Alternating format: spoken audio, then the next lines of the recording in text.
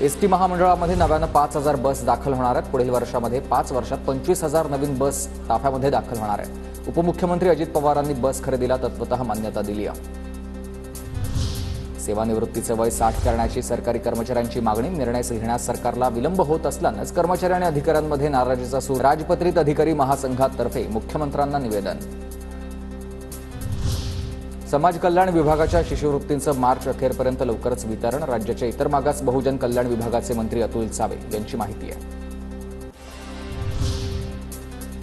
चंदीगड महापौर निवडणुकीसाठी स्वतंत्र निरीक्षक नेमलाय। पंजाब आणि हरियाणाच्या हायकोर्टाच्या माजी न्यायाधीश जयश्री ठाकूरांच्या उपस्थितीमध्ये 30 जानेवारी रोजी होणाऱ्या चंदीगड महापौर निवडणुकीसाठी कार्यवाही करण्यात येणार आहे। पोलीस उपनिरीक्षक पदांच्या मुलाखतीचे वेळापत्रक अखेर जाहीर झाले। 11 ते 14 फेब्रुवारी दरम्यान मुलाखती होणार आहेत। 2023 मधील 374 पोलीस उपनिरीक्षक पदाच्या मुलाखती अनेक दिवसांपासून रखडलेल्या होत्या।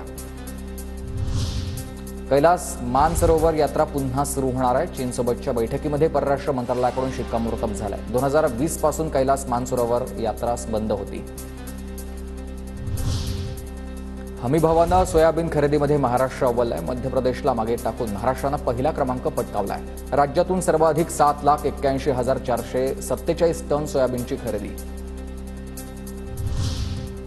220 कोटींच्या फसवणूक प्रकरणी ईडीकडून 79 कोटींची मालमत्तेवर टाच आणण्यात आली आहे। एसबीएमएल फार्मा कंपनी विरोधातील बँक फसवणूक प्रकरणामध्ये ईडीची ही कारवाई आहे।